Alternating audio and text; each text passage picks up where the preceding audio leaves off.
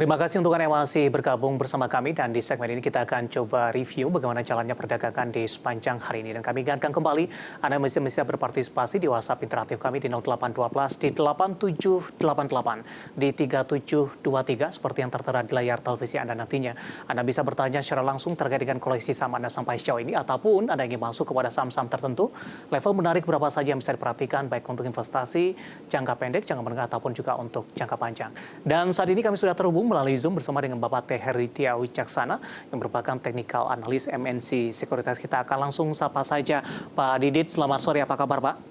Halo, selamat sore Mas David. Kabar baik? Gimana kabarnya? Kabar baik juga Pak Didit. Terima kasih sudah meluangkan waktu di IDX Channel. Pasca libur panjang Lebaran, tampaknya indeks harga saham gabungan memulai aktivitas perdagangan hari pertama. Ini cukup baik Pak Didit. Rata-rata atau secara keseluruhan sebenarnya tidak rata-rata, ini bergerak dominan di zona hijau dan tadi pun sempat bergerak di level 6.900-an. Bagaimana analisis Anda? Pergerakan indeks harga saham gabungan di sepanjang perdagangan hari ini di tengah beberapa sentimen global tadi tampaknya masih cenderung negatif, krisis perbankan tampaknya masih menghantui. Di sisi lain, para investor masih menanti rilis beberapa data makroekonomi akan menjadi acuan bagi The Fed untuk melakukan pertemuan di awal pekan depan. Oke, baik. Terima kasih Mas David. Kalau kita lihat pergerakan IHSG hari ini tadi sempat menyentuh di levelnya 6.905 ya, yang secara otomatis ini break dari area resistennya di 6.868. Dan kami perkirakan nampaknya penguatan IHSG akan berlanjut, namun demikian dalam jangka pendeknya kami melihat adanya kecenderungan untuk pergerakan IHSG akan terkoreksi terlebih dahulu, paling tidak nanti akan menguji di levelnya 6.840 sampai ke levelnya 6.865 kembali. Karena kalau kita lihat kemarin bursa Amerika Serikat ini kompak ditutup terkoreksi semua karena adanya peningkatan kekhawatiran dari investor ya, karena kondisi perbankan di Amerika Serikat sendiri setelah dari First Republic Bank itu melaporkan turunnya dana pihak ketiga sebesar 40%. Ditambah lagi investor juga akan mencermati rilis data ekonomi seperti data pengangguran April yang diperkirakan akan naik dan akan ada FOMC meeting ya di bulan Mei besok ya, di awal bulan Mei besok. Begitu Mas David. Baik, secara teknikal tadi di sesi pertama pasca pembukaan Pak Didit, IHSG langsung mengalami penguatan signifikan dan sempat menyentuh di 6.906. Bisa kita analisis tidak apa penguatan yang terjadi tapi kondisinya tidak berlangsung lama ini, terutama dari sisi sikap dari investor di hari pertama perdagangan pasca libur panjang Lebaran. Betul, kalau kita lihat memang secara pergerakannya tadi pagi pergerakan atau penguatan dari IHSG sendiri ditopang oleh sektor dari perbankan sendiri ya. Namun kalau kita lihat di akhir hari ini IDX Finance sendiri ini terkoreksi 0,27%. Namun di sisi lain kondisi IHSG masih menghijau, ini ditopang oleh IDX Energy dan IDX Industrial. Di antaranya ini ada Astra International sendiri dengan adanya kabar untuk pembagian dividen. Nanti cum date-nya di tanggal 4 Mei 2023 dan ex-date-nya di tanggal 5 Mei 2023 itu sendiri. Dan kita melihat ini sebenarnya secara intraday atau di time frame hourly ya, pergerakan IHSG masih cenderung untuk terkoreksi terlebih dahulu, paling tidak terdekatnya nanti di 6865 sampai 6855 terlebih dahulu seperti itu. Baik, dari sisi sektoral tadi Anda sudah sebutkan beberapa sektor yang hari ini menjadi penopang penguatan indeks harga saham gabungan. Dari sisi saham juga Anda singgung tadi ada Astra International dan kebetulan juga masuk ke dalam listed company update kami untuk hari ini. Tadi juga kita sampaikan informasinya dari sisi fundamental ASI kinerja kuartal pertama 2023 masih solid, kemudian juga rencana pembagian dividen tampaknya ini memberikan magnet tersendiri bagi investor. Nah, secara teknikal kalau kita pelajari amati pergerakan saham ASI ini lebih cenderung mengalami penguatan yang sudah cukup signifikan Pak Didit.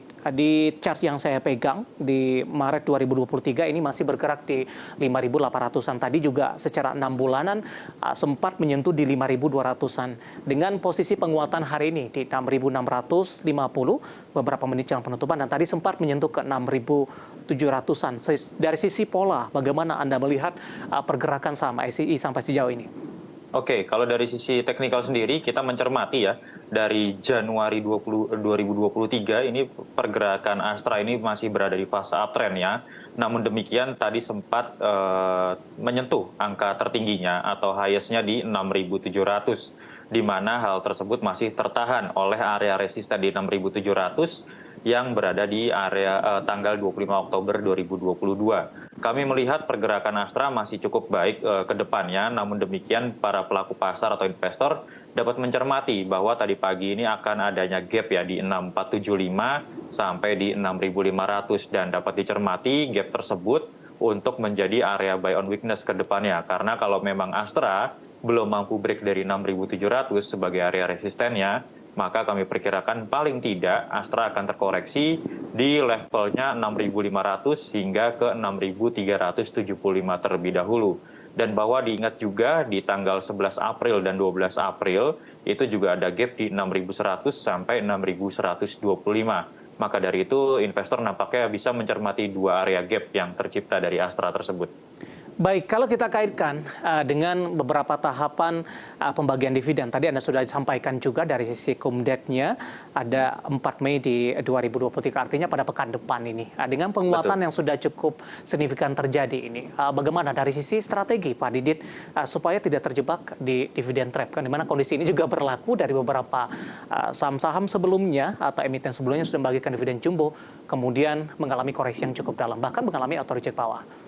Betul, sebenarnya untuk dividen ini cukup wajar ya apabila nanti pada ex dividen harga sahamnya akan terkoreksi dan menjadi harga teoritisnya ya, kembali ke harga teoritis. Ini nanti tergantung dari pilihan para investor sendiri, apakah ingin mencapai untuk gain-nya, capital gain-nya atau mendapatkan dividennya.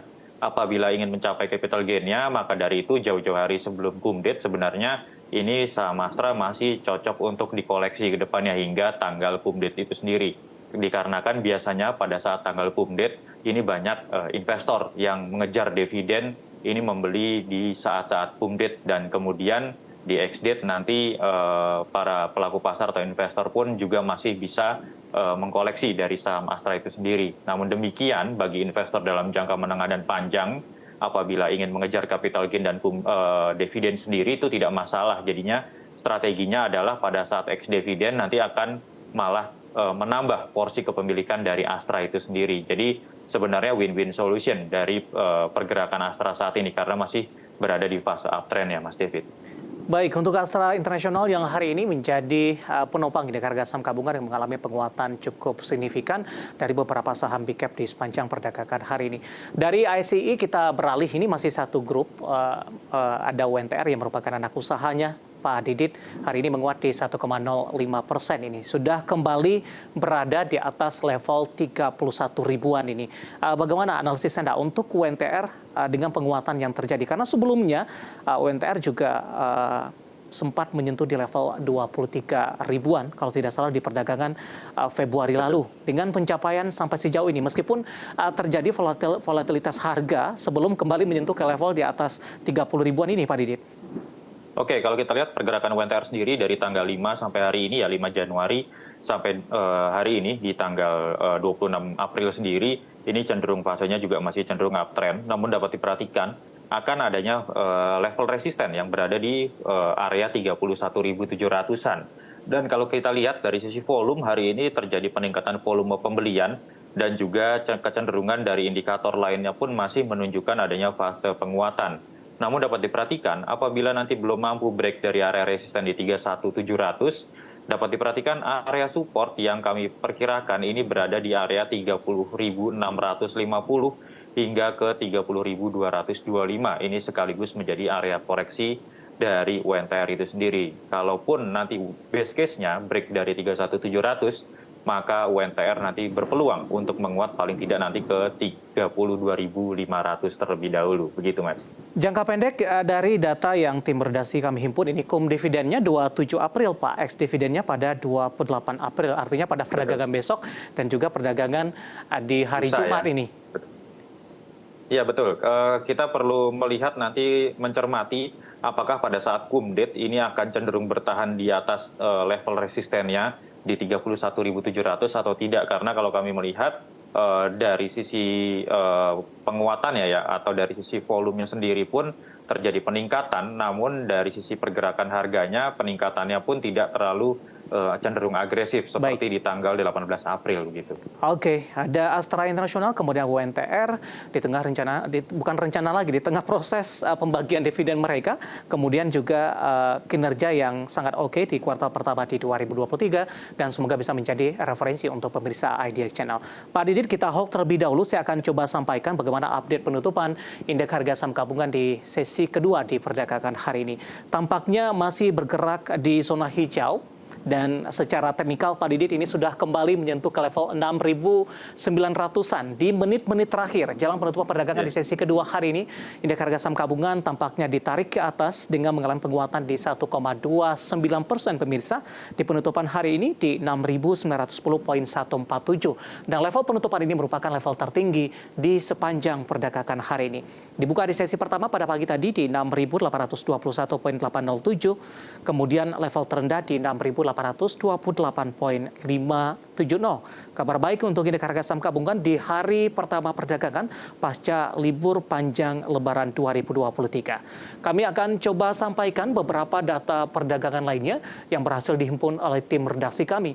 Langsung saja kita akan coba lihat bagaimana posisi dari penutupan beberapa indeks lainnya yang pemirsa. Di antaranya MNC 36 ikut mengalami penguatan di 1,04% di penutupan sesi kedua hari ini dan ditutup di level 370.329. Kemudian juga Jakarta Islamic Index mengalami penguatan di 0,99% dan berada di level 675.020.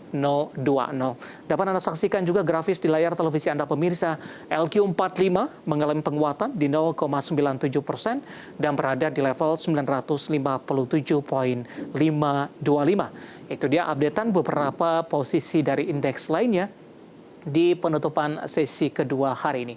Sementara bagaimana rotasi pergerakan sektoral? Apakah transportasi dan logistik masih memimpin penguatan hingga penutupan?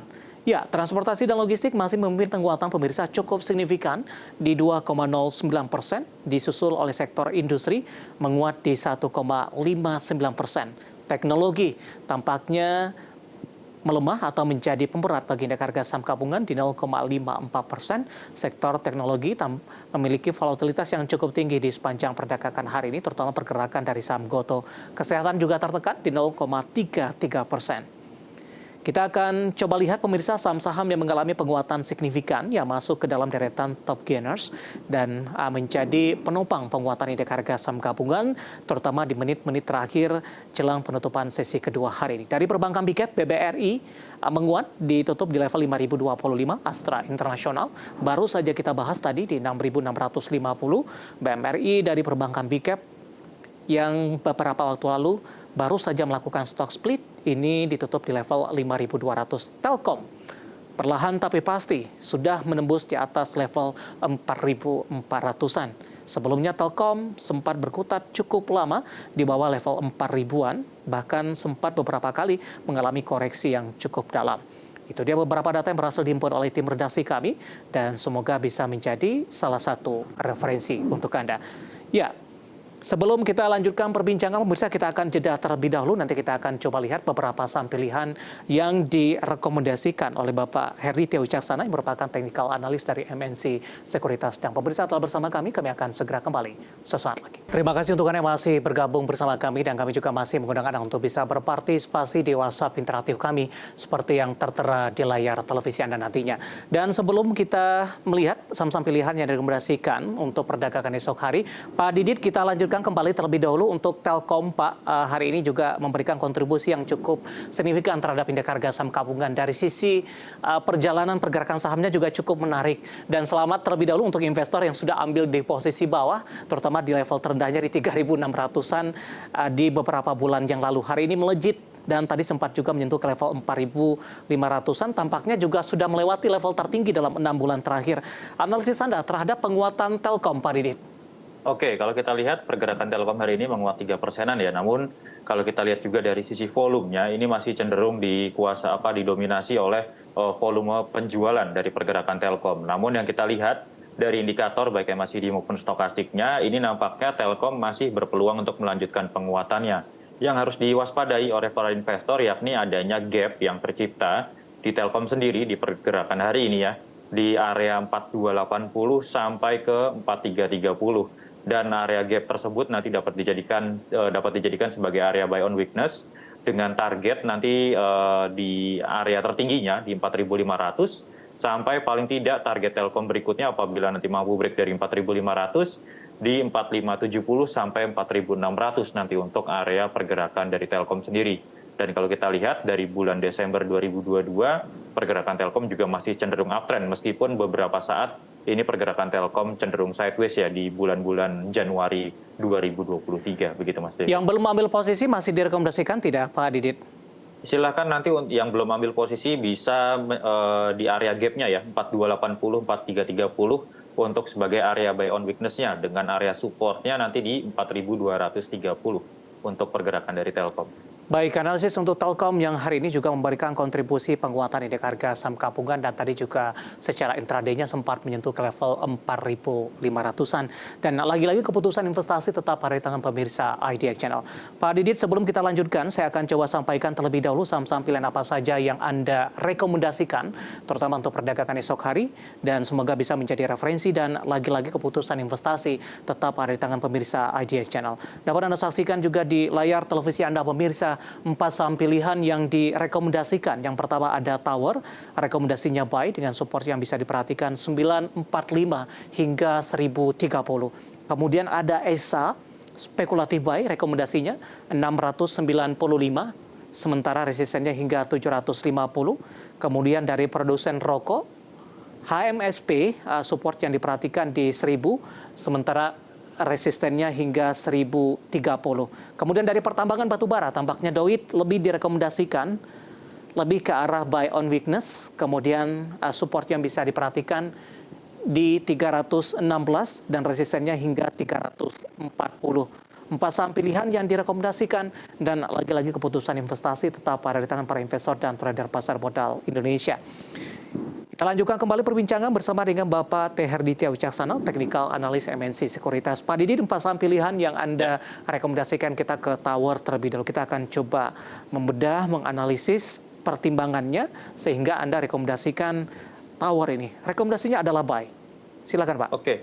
Kalau untuk Tower, kalau kita lihat dari harga terendahnya ya di 885 yakni di bulan-bulan Maret 2023, dan saat ini ditutup di atas MA 60-nya cenderung cukup menarik dari pergerakan Tower, ditambah dengan munculnya adanya peningkatan volume pembelian. Dari kedua indikator, baik MACD maupun stokastiknya juga masih menunjukkan adanya peluang penguatan dari Tower sendiri. Selama Tower masih mampu berada di atas 945 atau bahkan di atas 965 sebagai area-area support terdekatnya, maka kami rekomendasikan Tower ini untuk buy nanti di level resistennya tadi sudah kena di 1030, apabila nanti mampu break dengan agresif, maka dapat dicermati di 1050 sampai di 1100 untuk target dari Tower sendiri. Begitu Mas David. Baik, hari ini tadi di sesi pertama sempat mengalami tekanan ke 975, Tower berbalik arah. Di menit-menit terakhir jelang penutupan juga menguat signifikan 3,52% di 1030 dalam sepekan terakhir. Tower lebih cenderung mengalami penguatan. Nah, tadi juga saya mau tanyakan, resisten hari ini tampaknya sudah tertembus nih Pak di 1030, penutupan sesi kedua di 3,52%. Tadi pun juga sempat sudah Anda singgung. Dengan neck resisten selanjutnya ada perubahan tidak Pak Didit? 1030 arahnya akan kemana Pak, jangka pendek dan menengah? Untuk 1030-nya apabila nanti tertembus dengan volume yang cukup besar, selanjutnya nanti dapat diperkirakan atau dapat dicermati untuk area target berikutnya di 1050 ya, terdekatnya hingga ke 1100 terlebih dahulu dalam jangka menengahnya untuk pergerakan Tower. Kalau dalam jangka agak panjang ya, nanti dapat dicermati di 1130 sampai ke area 1140 untuk Tower penguatannya, begitu Mas. Tapi dalam 3 bulan terakhir Tower lebih cenderung mengalami pelemahan Pak Didit. Dari sisi pola seperti apa dengan penguatan yang terjadi dalam beberapa waktu terakhir? Kalau dari sisi pola sendiri, kalau kita lihat dari beberapa indikatornya, pergerakan Tower nampaknya ini sudah mulai reversalnya, namun masih dalam jangka pendeknya. Jadi nanti dapat kita lihat untuk cermatan berikutnya di 1030 ini memang menjadi area yang cukup krusial apabila nanti disertai dengan peningkatan volume yang lebih tinggi lagi, seperti itu. Baik, dari Tower kita beralih ke saham pilihan yang kedua, ada Asia. Surya Esa Perkasa Tbk hari ini ditutup menguat di 2,08% di 735. Namun dalam sebulan terakhir tampaknya tawar lebih cenderung tertekan ini Pak Didit dan sudah bergerak di level 700-an saat ini. Betul sekali, kalau kita lihat memang pergerakan harga ESA ya, dari 12 April itu terjadi ARW berturut-turut ya selama 3-4 hari sendiri. Hal ini dikarenakan adanya harga amonia yang cenderung juga terkoreksi, dan saat ini kami perkirakan nampaknya akan reversal terlebih dahulu dalam jangka pendeknya. Kalau kita lihat dari pergerakan ESA hari ini juga masih didominasi oleh volume pembelian. Selama ESA masih mampu bertahan nanti di atas level 695 sebagai area supportnya, maka kami perkirakan ESA berpeluang paling tidak untuk menguat ke levelnya di 750 terlebih dahulu sebagai area resisten. Apabila break, nanti area 780 sampai 800 akan menjadi area penguatan berikutnya dari ESA. Namun kami melihat penguatan ESA ini masih dalam jangka pendek terlebih dahulu, makanya untuk spekulatif buy di rekomendasi kami. Oke, pertimbangan rekomendasi spekulatif buy untuk ESA dan tadi level support yang bisa diperhatikan di 695 masih cukup jauh dari level penutupan hari ini di 735, menguat di 2,08%. Tapi para investor diharapkan tetap berhati-hati karena beberapa waktu yang lalu ESA sudah mengalami koreksi yang cukup dalam, bahkan mengalami auto reject bawah dalam beberapa hari berturut-turut begitu. Baik, dari saham pilihan kedua untuk ESA, kita bergeser ke saham pilihan selanjutnya. Produsen rokok ini, HMSP, buy on weakness. Pertimbangan Pak Didit. Oke, kalau pertimbangan untuk HMSP sendiri memang masih konsolidasi ya untuk pergerakan HMSP dari tanggal 14 April yang lalu. Dan kalau kita lihat volumenya pun juga masih cenderung kecil. Namun yang menarik dari sisi MACD dan MACD-nya yang sudah mulai menyempit di area negatif dan nampaknya berpeluang untuk adanya golden cross dari MACD-nya sendiri. Meskipun kalau kita lihat dari stokastik, ini masih berada di area oversold-nya dan masih cenderung untuk melandai. Selama tidak break dari area supportnya di 1000 untuk support terdekatnya dan support krusialnya di 990, maka pergerakan HMSP paling tidak nanti akan menguji kembali area resisten di 1030. Apabila break, maka dapat dicermati area target berikutnya di 1050 sampai 1100 untuk pergerakan dari HMSP itu sendiri. Bagaimana Anda melihat pergerakan HMSP mulai dari perdagangan Januari 2023, Pak Didit, di 795. Ketika itu HMSP juga mengalami koreksi yang cukup dalam. Selama di perdagangan 2023 tampaknya HMSP mencoba untuk kembali bangkit, meskipun ini belum mampu menembus ke level-level tertinggi sebelumnya untuk HMSP. Betul sekali, kalau kita lihat memang dari 6 Januari 2023, pergerakan HMSP ini cenderung uptrend ya, dan saat ini nampaknya koreksi yang terjadi pada HMSP ini merupakan koreksi yang cukup normal. Namun demikian kami melihat dalam jangka pendek dan menengahnya HMSP ini masih berpeluang untuk menguat, namun dalam jangka panjang kami melihat HMSP masih akan berpeluang untuk terkoreksi kembali. Paling tidak nanti koreksinya untuk menguji area 880 sampai 950 terlebih dahulu untuk pergerakan HMSP. Maka dari itu nanti investor dapat memanfaatkan peluang penguatannya dalam jangka pendek dan menengahnya terlebih dahulu. Baik, kita bergeser ke saham pilihan terakhir dari pertambangan batubara, ada DOIT. Hari ini beberapa saham pertambangan batubara mengalami penguatan cukup signifikan, Pak Didit, termasuk untuk DOIT ini 6,33%, 336. Pertimbangan untuk merekomendasikan DOIT? Oke, volume DOIT hari ini cukup menarik ya, karena ada peningkatan volume pembelian. Ditambah candle-nya pun juga cukup tebal dan ditutup di atas MA20-nya dari pergerakan DOIT. Kalau kita melihat dari sisi MACD, ini masih berada di area positif, dibarengi dengan pergerakan stokastik yang juga masih bergerak di area positifnya. Kami melihat pergerakan DOIT juga sudah break dari 324 sekaligus resisten yang terdahulu. Maka dari itu, selama nanti DOIT tidak break dari 316 sebagai area supportnya, nampaknya DOIT akan menguji area resisten di 340, dan apabila nanti mampu break dari 340, maka area 354 sampai 360 ini dapat digunakan menjadi area target penguatan berikutnya dari pergerakan DOIT. Begitu, Mas. Baik, ada Tower, ESA, HMSP, dan DOIT, 4 saham pilihan, dan lagi-lagi keputusan investasi tetap ada di tangan pemirsa IDX Channel. Pak Didi, kita masih punya satu segmen lagi, masih banyak pertanyaan di WhatsApp interaktif kami, nanti kita akan coba ulas satu persatu, dan pemirsa kami akan segera kembali sesaat lagi. Kita sudah sampai di segmen terakhir dan terima kasih juga untuk Anda yang masih bergabung bersama dengan kami. Pak Didit, kita lanjutkan kembali, waktu kita cukup terbatas. Langsung saja menjawab pertanyaan yang pertama dari Bapak Anggiat dari Bekasi, Jawa Barat, menanyakan BBCA Pak Didit sudah beli di harga yang cukup bagus di 9.000 Pak. Penutupan hari ini di 9.200 jangka pendek, dan untuk minggu ini arahnya akan kemana? Oke, kalau kita lihat pergerakan BBCA saat ini masih mengalami fase uptrend ya, dan masih disertai dengan adanya peningkatan volume pembelian. Dari indikator emasi dan stokastik juga masih cukup baik. Apabila nanti BBCA mampu break kembali dari area 9.200, maka nanti dapat dicermati area target paling tidak di 9.300 hingga ke 9.300 terlebih dahulu. Karena kalau kita lihat 9.400 ini masih menjadi resisten kuat dan belum tertembus. Dan waspadai nanti akan adanya koreksi dalam jangka pendek, paling tidak nanti di 91 sampai ke area 9.025 terlebih dahulu. Jadi nanti bisa dicermati di area 93 sampai 9350 sebagai target terdekatnya dulu. Baik, selanjutnya ada Dito dari Sidoarjo, Pak Didit, menanyakan saham INKP, Pak. Ambil posisi, nyangkut tampaknya di 8.300. Hari ini INKP menguat cukup signifikan dan sudah berada di 7925. Mungkin potensi untuk balik ke 83, Pak, karena sudah entry di level tersebut. Oke, kalau untuk balik ke 8.300 masih cukup memungkinkan karena hari ini INKP sudah break dari resisten di 7750 dan ditutup di atas MA 60-nya ya. Volume pembelian juga masih cukup besar, indikator masih menunjukkan adanya tanda-tanda penguatan. Terdekat untuk penguatan dari INKP nanti di 8.200 dan berikutnya ada di 8.400 sampai 8.600 terlebih dahulu untuk INKP. Jaga support nanti di area resistennya di area resisten terdahulu di 7750 untuk pergerakan INKP.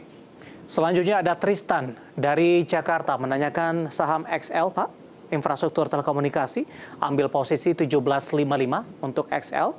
Hari ini tertekan di 1,67% di 17.65. Masih profit, tapi makin tipis sepertinya.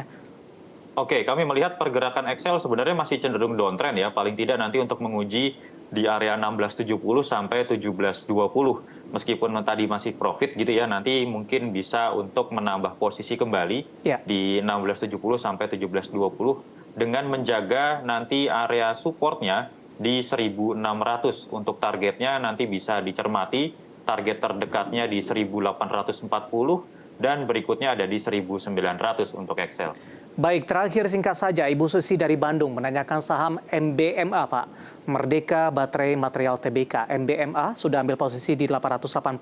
Hari ini koreksi cukup dalam, auto reject bawah sepertinya di 825. Jangka pendek arahnya kemana, Pak Didit? Oke, untuk MBMA memang masih dalam posisi dari IPO-nya sendiri ya.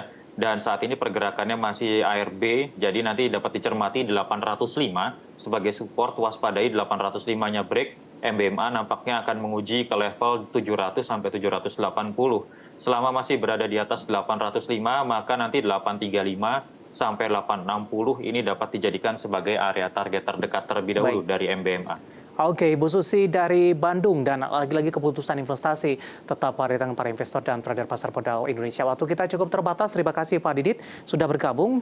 Sehat selalu dan semoga kita bahas dan Anda rekomendasikan bisa menjadi referensi bagi pemirsa Idea Channel. Terima kasih Pak Didit. Baik, ada Teh Herditya Wicaksana, Technical Analyst MNC Sekuritas. Akhirnya, Service Sun Oval dan seluruh kerja yang bertugas mengucapkan terima kasih dan sampai berjumpa kembali.